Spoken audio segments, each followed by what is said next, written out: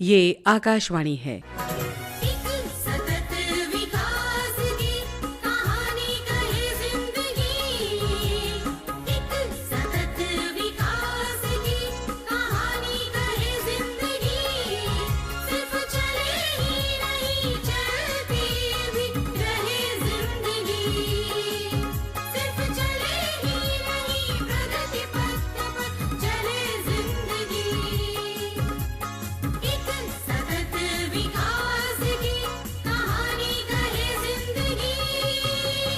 चलती रहे जिंदगी।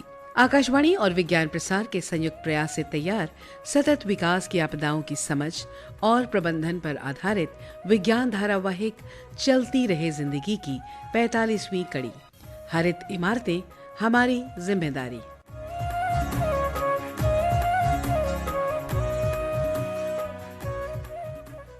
चलो बलदेव, जल्दी चलते हैं। लेक्चर शुरू हुए काफी टाइम हो गया है। कहीं प्रोफेसर सुनील पांडुरंग से मिलना रह ही ना जाए।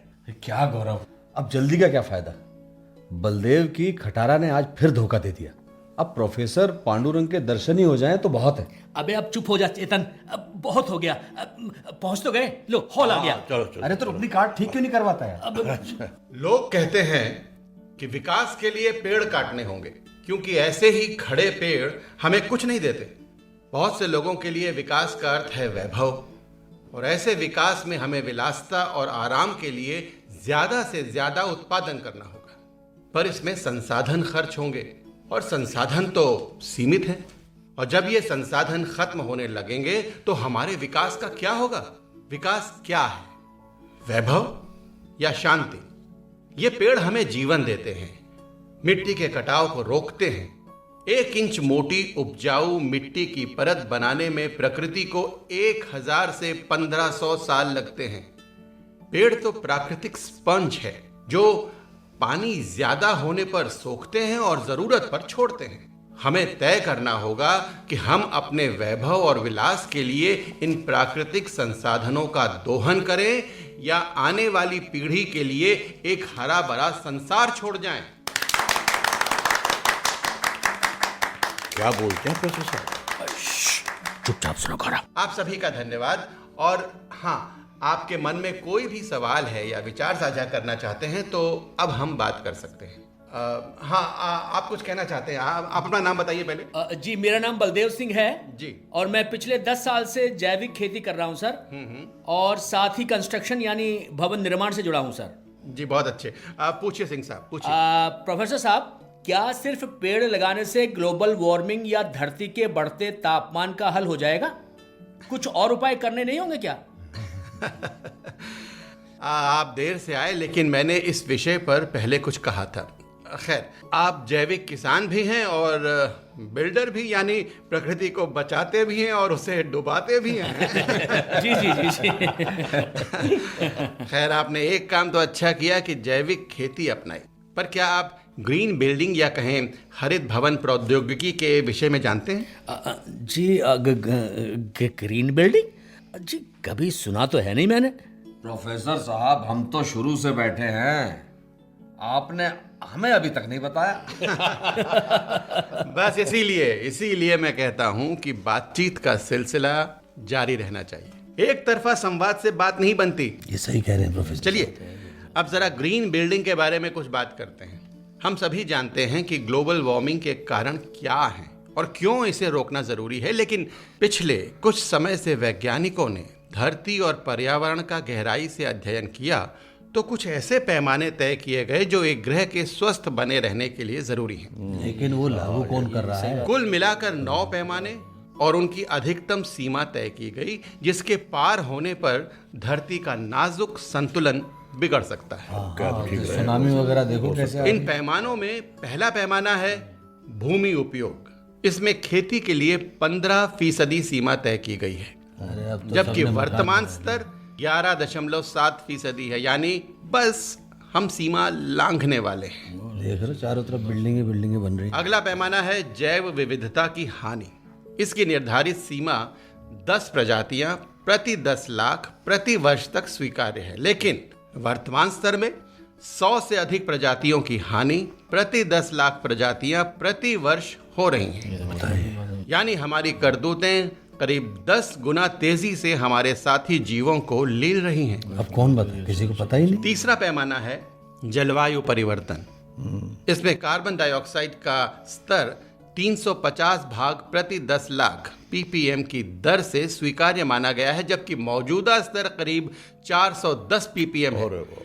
यानी इसमें भी हमने जीवन संजोती धरती के संतुलन को हिलाकर रख दिया है। तभी तो बीमारियां बढ़ रही हैं। चौथा पैमाना महासागरों की अम्लीयता से जुड़ा है। इसमें अधिकतम सीमा 2.75 ओमेगा यूनिट्स मानी गई हैं, जबकि हमारी गतिविधियों से ये स्तर 2.90 ओमेगा यूनिट्स पहुंच गया है। प्रोफेसर साहब, मानव ने तो सारे रिकॉर्ड तोड़ डालने की कसम खाई है, तो ये पैमाने तोड़ना तो उसके लिए बाएं हाथ का खेल है। ठीक कहा भाई साहब, लेकिन अब इन तय सीमाओं से आगे निकलना जीत नहीं बल्कि हार की ओर बढ़ते कदम है। ठीक कहा आपने। आपका नाम? जी चेतन, मैं सर पत्रकार हूँ। अच्छा, चेतन साहब, वैसे पत्रकारों की भूमिका आज के समय में बहुत अहम है। सिर्फ मारकाट और साजिशों की खबरों से काम नहीं चलेगा, लोगों को धरती पर बढ़ते खतरे से अवगत कराना होगा। जी। अरे प्रोफेसर साहब, कौन पढ़ता है? अभी प्रसिद्ध वैज्ञानिक स्टीफन हॉकिंस ने कहा है कि सिर्फ 100 साल ही बचे हैं मानव के पास इस ग्रह को छोड़कर किसी अन्य ग्रह पर बसने के लिए। भाई साहब, इस पर बात हो चुकी है। आप भी देर से ही तशरीफ लाए हैं। वैसे अपना परिचय तो दे दीजिए। जी, मेरा नाम गौरव है और मैं जीव विज्ञान का प्रोफेसर हूँ। तो गौरव जी, अब हमारे पास 100 साल हैं या 1000 साल, ये तो वक्त ही बताएगा, लेकिन हाँ, हमने अपने को खतरे में जरूर डाल लिया है। प्रोफेसर साहब जी, आप धरती के लिए तय किए गए कुछ पैमाने बता रहे थे। सही याद दिलाया। उसके बाद ग्रीन बिल्डिंग पर चर्चा करेंगे।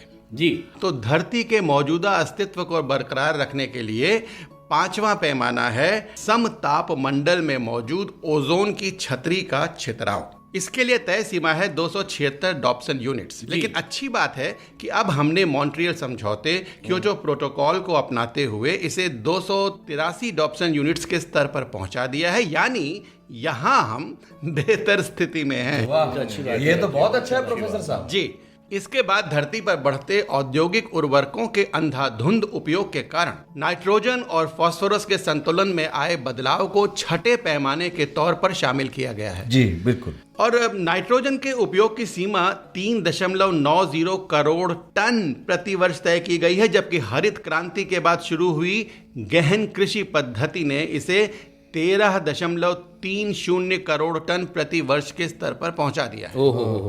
फास्फोरस के लिए वैज्ञानिकों ने 1.2 करोड़ टन प्रति वर्ष तय की है, जबकि हम 1 करोड़ टन प्रति वर्ष के स्तर तक तो पहुंच ही गए हैं। आगे इसकी और बढ़ने की आशंका है। वैज्ञानिकों द्वारा तय 7वां पैमाना मीठे पानी के उपयोग की सीमा है। जी, इसको वैज्ञानिकों ने 4000 घन किलोमीटर प्रति वर्ष तय किया है और इसमें हम अभी सीमा के काफी अंदर यानी 2600 घन किलोमीटर प्रति वर्ष के स्तर पर हैं। इसके अलावा 8वां पैमाना है एरोसोल का वातावरण में स्तर और 9वां पैमाना है रासायनिक प्रदूषण। इनकी स्वीकार्य सीमा अभी तय की जानी बाकी है। तो प्रोफेसर साहब जी, कुल मिलाकर हम देखें तो 9 में से 3 पैमानों की सीमा हम पार कर चुके हैं जी, और बाकी के 4 पैमानों में हम सीमा लांघने के बिल्कुल करीब पहुंच चुके हैं। बिल्कुल ठीक कहा गौरव।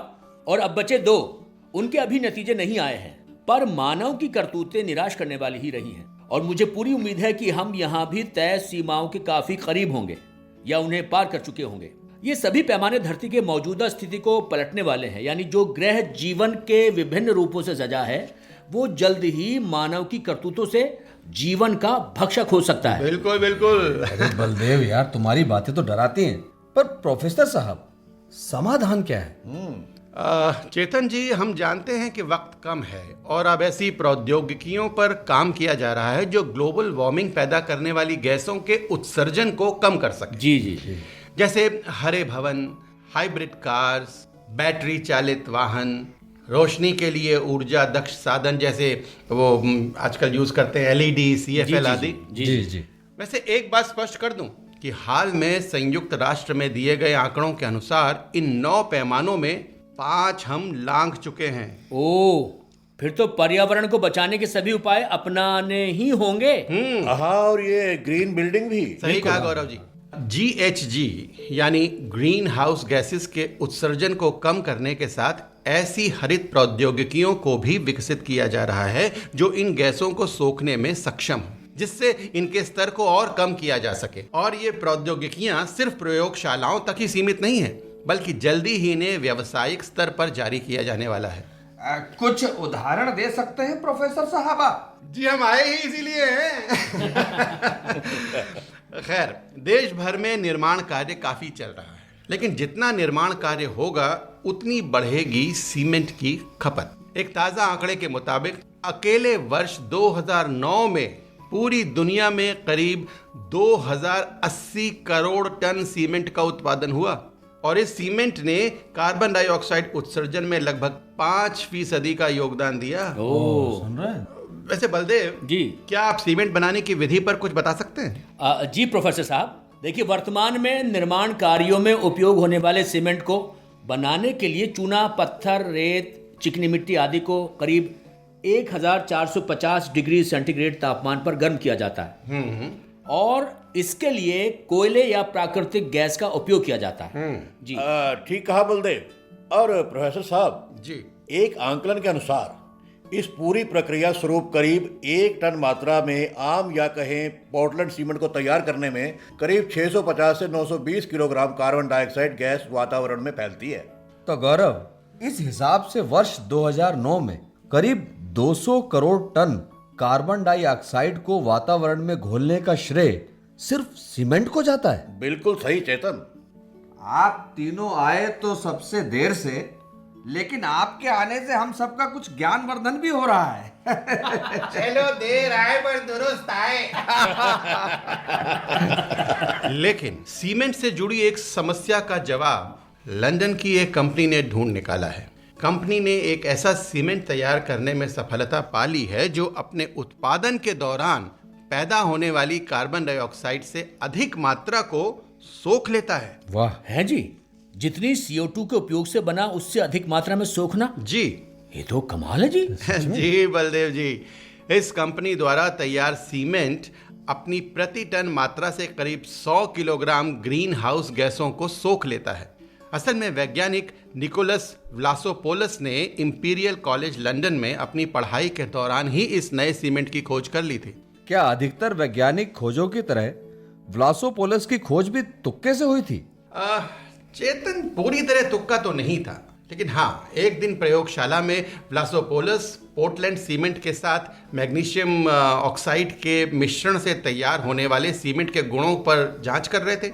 उन्होंने बिना पोर्टलैंड के मैग्नीशियम यौगिक का मिश्रण तैयार किया, और जब उसमें पानी डाला तो पाया कि वो ठोस सीमेंट में बदल गया, और इस सीमेंट को कार्बन युक्त चूना पत्थर की आवश्यकता भी नहीं पड़ी। अपने प्रयोगों में व्लासोपोलस ने बताया कि ठोस होने के बाद मैग्नीशियम के साथ वातावरण में मौजूद कार्बन डाइऑक्साइड ने अभिक्रिया करके कार्बोनेट बनाया, जिससे सीमेंट को मजबूती मिली और इसमें कार्बन डाइऑक्साइड भी समा गई।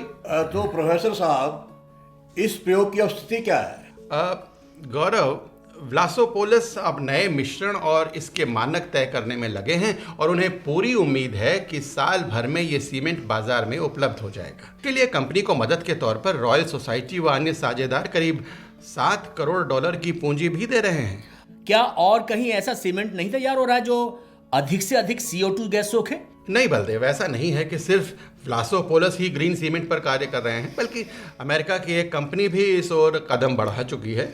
अब जल्द ही निर्माण के कार्यों को कंक्रीट के जंगल कहने वाले नए युग के सीमेंट से तैयार इन इमारतों को धरती पर जीवन का रक्षक कहने लगेंगे। अरे वाह, ये तो बहुत बढ़िया हो क्योंकि कंक्रीट का होते हुए भी ये हरे भरे जंगल की तरह कार्बन सोखेगा, और ये जल्द ही सच भी होगा। प्रोफेसर साहब जी, अगर ऐसा सीमेंट बाजार में आए तो हमें बता देना जरूर। हम तो अपनी सोसाइटी इसी सीमेंट से बनाएंगे। अरे प्रोफेसर साहब, तो ग्रीन बिल्डिंग में सीमेंट तो आगे आप पूरी बिल्डिंग भी बना लीजिए। चलिए, आप सभी का धन्यवाद। चर्चा में मजा तो काफी आ रहा था, लेकिन समय की भी सीमा है, इसलिए आप सबका धन्यवाद यहाँ आने के लिए। डॉक्टर साहब, अगर कुछ सवाल पूछने हो तो आप कहाँ मिलेंगे? आप मेरे ऑफिस आ जाइएगा। वैसे मुझे आप तीनों का नाम याद रहेगा। धन्यवाद।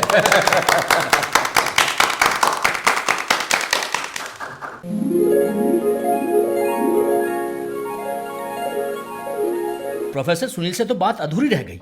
बलदेव, सब तेरी खटारा का कमाल है।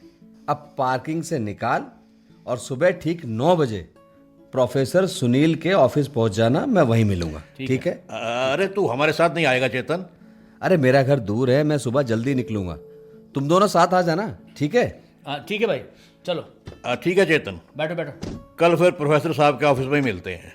ठीक है। बस ये बलदेव की तथाकथित कार धोखा ना दे तो। धक्का लगाने को तैयार रहना भाई।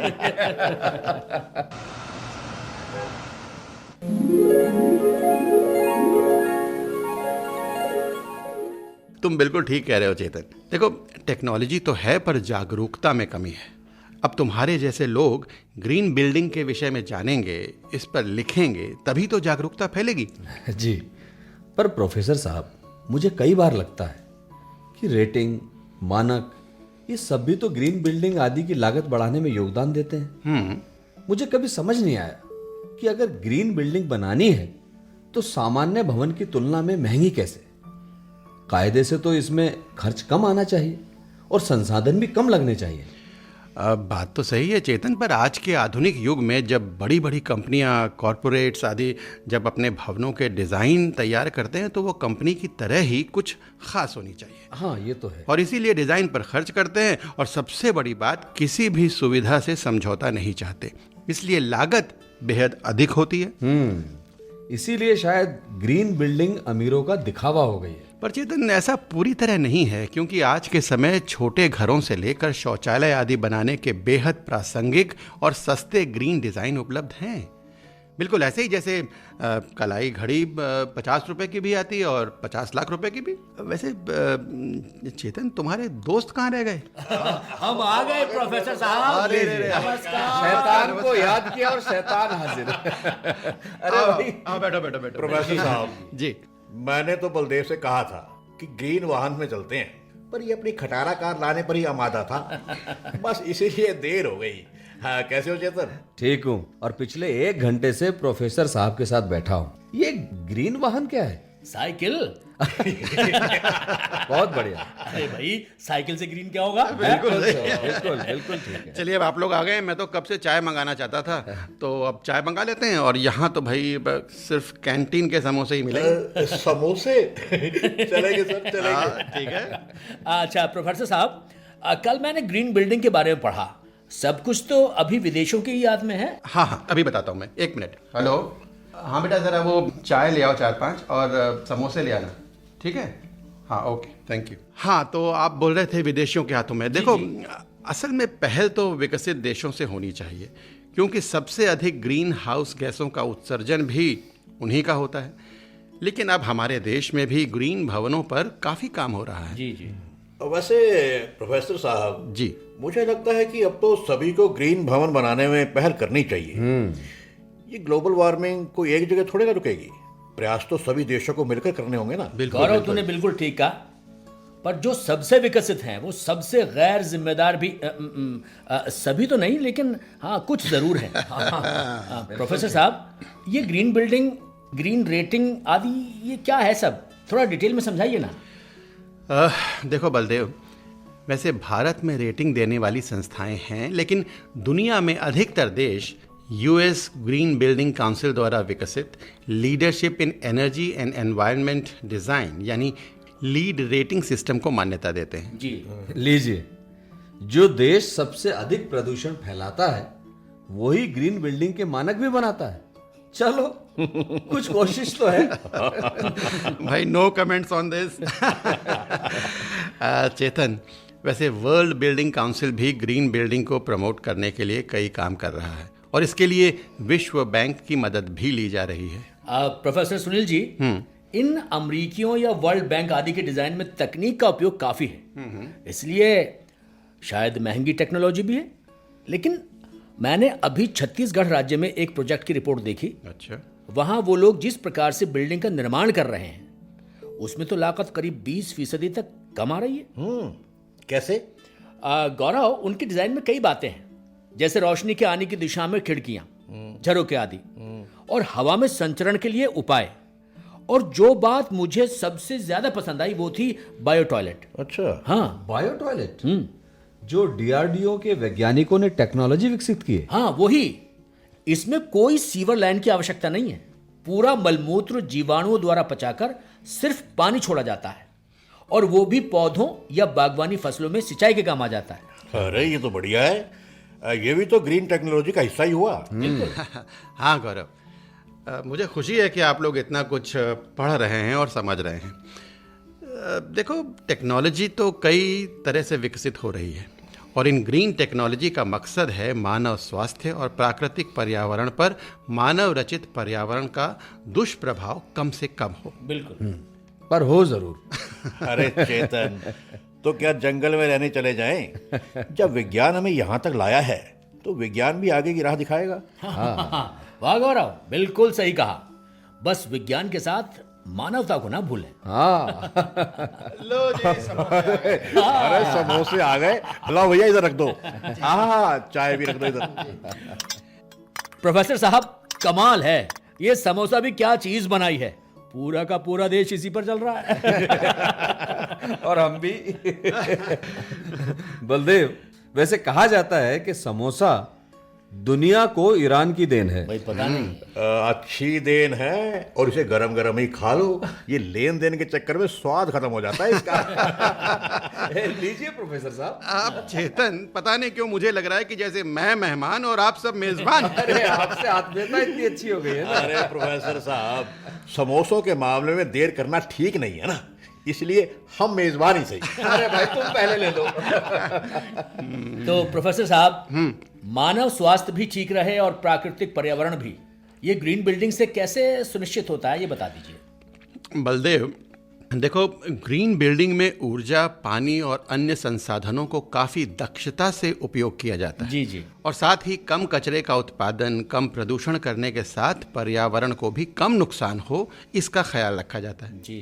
प्रोफेसर साहब, इसके जैसे ही प्राकृतिक भवन भी हैं, जिसमें उपलब्ध प्राकृतिक स्रोतों से ही घर बनाए जाते हैं। जैसे हमारे गांव की झोपड़ी। बिल्कुल। हाँ हाँ, बिल्कुल बिल्कुल।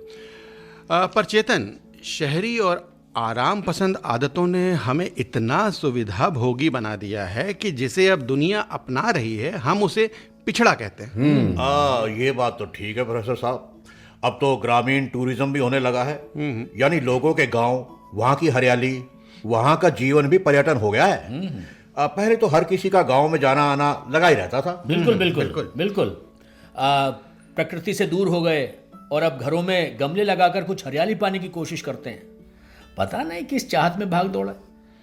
प्रोफेसर सुनील, आपने पानी की बचत के विषय में बताया। मैंने सुना है कि शहरी घरों में करीब 70% पानी तो बाथरूम में और टॉयलेट में फ्लश होने में ही खर्च हो जाता है। 70% नहीं चेतन, करीब 85%। और नहाने धोने के साथ साथ गाड़ियों को भी तो धोना पड़ता है। हाँ। गमलों में भी पानी देना होता है, घर की सफाई तो है ही। प्रोफेसर साहब, अब तो नई टेक्नोलॉजी में तो कम पानी का उपयोग करने वाले फ्लश भी तो आ गए हैं ना। गौरव, अगर ज्यादा पानी है तो 1 लीटर प्लास्टिक की बोतल में पानी भरकर फ्लश में रख दो, और लो हो गई कम से कम 1 लीटर पानी की बचत। वैसे ठीक कहा बलदेव। आज के समय सिर्फ भवन निर्माण ही दुनिया में 18% ग्रीन हाउस गैसों के उत्सर्जन के लिए उत्तरदायी है। यानी साल भर में करीब 900 करोड़ टन कार्बन डाइऑक्साइड का उत्सर्जन। ऐसा आंकलन है कि अगर नई उन्नत भवन निर्माण विधियों को नहीं अपनाया गया तो सन 2050 तक ग्रीन हाउस गैसों का उत्सर्जन दोगुना हो जाएगा। दोगुना? तो फिर जीवन कैसे बचेगा? अरे गौरव, जीवन किसी न किसी रूप में तो होगा, बस हम लोग नहीं होंगे। अच्छा प्रोफेसर साहब, ग्रीन बिल्डिंग भी होनी चाहिए, ये बात किसी के दिमाग में सबसे पहले कब आई? बलदेव, सन 1962 में रिचेल कार्सन की किताब साइलेंट स्प्रिंग में सबसे पहले टिकाऊ विकास के लिए ग्रीन बिल्डिंग की परिकल्पना दी गई थी। अच्छा। सच कहें तो साइलेंट स्प्रिंग ने ही दुनिया को पर्यावरण के प्रति सबसे पहले सचेत किया था। पर लगता है प्रोफेसर साहब, अभी तक लोग पूरी तरह सचेत नहीं हो पाए। चेतन, ये संघर्ष तो चलता रहेगा, लेकिन हाँ, धरती ने संकेत देने शुरू कर दिए हैं। अब अगर हम मुंह फेर लें तो इसमें हमारा ही नुकसान है। जी जी। प्रोफेसर सुनील जी। मुझे कभी कभी तो लगता है कि सारी दुनिया या कहे सारे मानव खत्म हो जाएं तो धरती प्यार से फिर सच संवर जाएगी। ओ भाई गौरव, ओ भाई, क्यों हमें खत्म करने की बात करता है, हैं? ले, मैं अभी से कसम खाता हूं कि ग्रीन बिल्डिंग के सभी मानकों का पालन करूंगा और अपने ग्राहकों को भी ग्रीन बिल्डिंग के डिजाइन अपनाने को कहूंगा। अरे वाह वाह भाई वाह, अगर सभी बिल्डर और उपभोक्ता तुम्हारी तरह जागरूक हो जाएं तो धरती भी अपना गुस्सा कम करने लगेगी। ठीक कहा प्रोफेसर साहब, गुस्सा, धरती, क्या बात। हम तीनों में बलदेव को समझाना सबसे मुश्किल है। अपने कमाने के चक्कर में यही समझने में सबसे ज्यादा देरी करता है। अरे भाई चेतन, अब बोल तो दिया। अब अगर कुछ मेरे हाथ से तैयार होगा तो बस पर्यावरण और मानवता की दोस्त बिल्डिंग का डिजाइन। अरे वाह। अरे वाह, तो फिर इसी बात पर पार्टी हो जाए। ठीक है गौरव, बता क्या खाएगा? समोसे। ईरान वाले।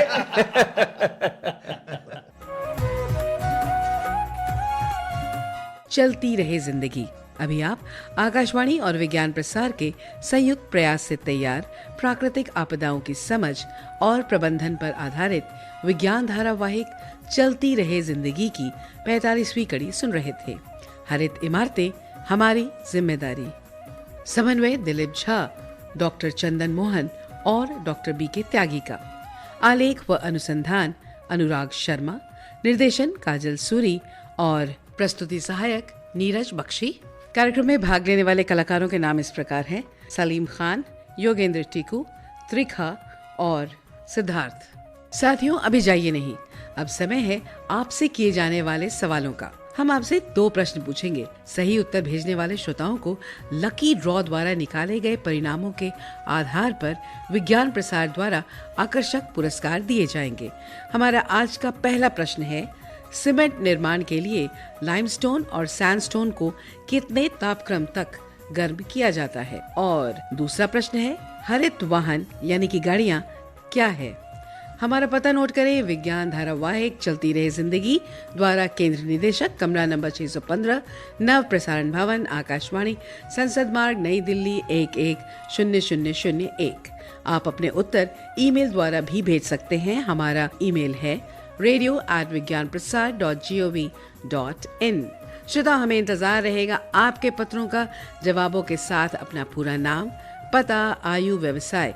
यदि विज्ञान क्लब से जुड़े हैं तो कुल सदस्यों की संख्या लिखना ना भूलें। हाँ, अगर आपके मन में कोई प्रश्न या जिज्ञासा हो तो वो भी लिख भेजिएगा।